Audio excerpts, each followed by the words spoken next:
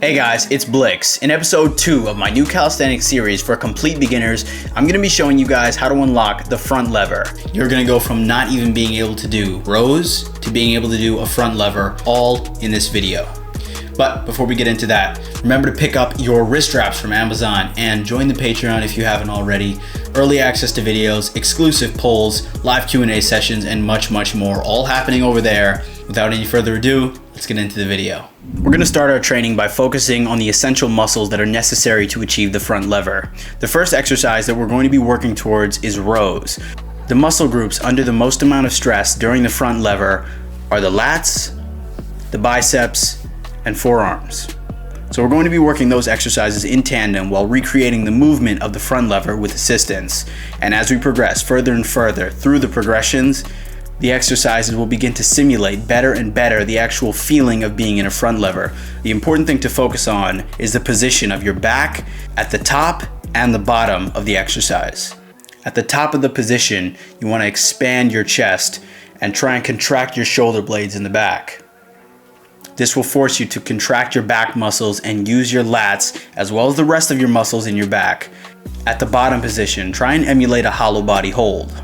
This position, called scapular protraction, occurs when you push your chest together and you try and expand and round your back. For the first progression of rows, we're going to go 3 sets of 15. Start with lower reps and work your way up as you can, safely and without compromising form. For most of the progressions in this video, the magic number for repetitions will be 15.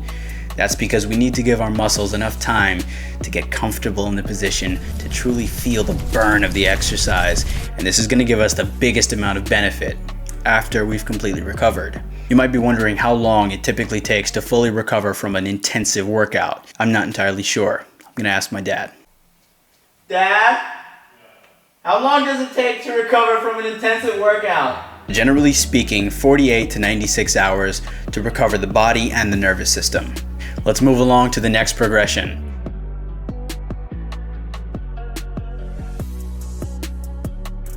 Our feet are going to be parallel to our hands. This is going to make the row much more difficult, but the benefits are going to pay off much quicker. When you first add this exercise into your workout arsenal, which, if you need specific calisthenics-based workouts to help you train for specific calisthenics skills, check out the video I have already posted on the channel.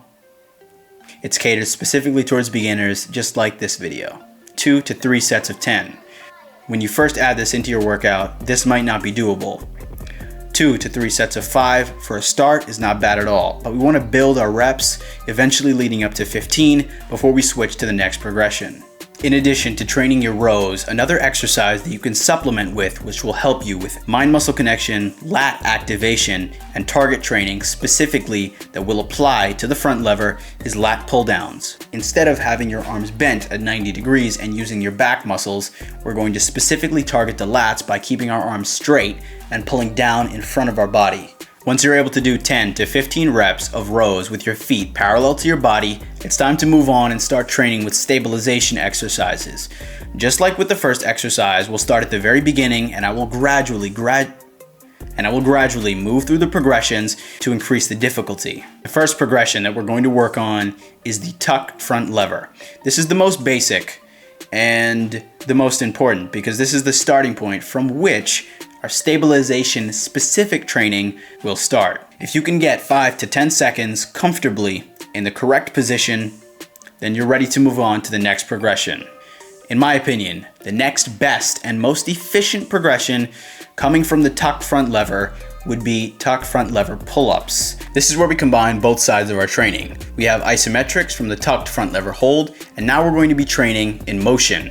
If you can get 3 to 5 reps here, you're ready to move on to the next progression of the tucked front lever. Eventually, we'll be building up to front lever pull-ups. But in order to build up for the front lever itself, being able to do tucked front lever pull-ups is a great way to build the lat strength, as well as the mind-muscle connection.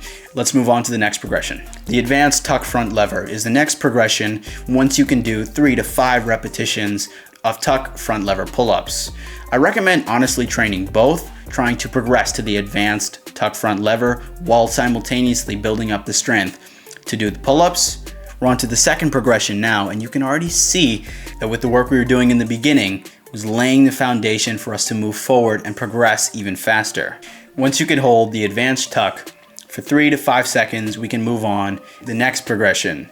This is the alternating front lever hold. 1, 2 counts as 1 rep. Try and go for 3 to 5 reps, take a break, and go for 5 sets if you can.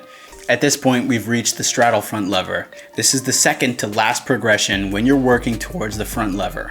If you made it this far in the video and you've been following along, training consistently, congratulations. It may take you a while to progress beyond the straddle, but don't be discouraged. Keep training consistently and I promise you'll be able to unlock the front lever. It's okay to go back and train the rows. I recommend doing them parallel with your feet in line with your hands and doing multiple sets of 10 to 15 reps. Let's put 2 exercises together so we can get even more benefit while we continue to train for the full front lever. In addition to holding your static straddle front lever, we're going to try and do pull-ups in that position as well. This will make the exercise even more difficult than just holding the isometric position, so you may need to go back to the tuck and increase your repetitions there before you're able to progress to doing pull-ups in the straddle position. After 3 to 4 weeks on the long end of consistent training in the straddle front lever position, you should be able to hold around a 3-second front lever. And from there, keep training. Try and get a longer and longer isometric hold because it's really impressive. And also, your lats, your forearms, your biceps will become much, much stronger. Calisthenics, at the core, is about building strength. Every exercise that you want to be able to do, every calisthenics skill that you think is impressive requires an insane amount of strength. Because at the core, it's not about how it looks, it's about the functional training. That's why every calisthenics athlete who can do a planche can bench press 220, 150 kg, whatever, way above body weight. They're extremely strong and they have functional strength. So all these skills may look great, but in addition to looking great, they serve as functional strength. That's it for me, guys. Thank you so much for watching. I appreciate it. Let me know your feedback down in the comment section below. Join the Patreon if you haven't already and pick up the wrist wraps. Amazon link is in the description below. Thank you guys yet again, and I will see you in the next video. Peace.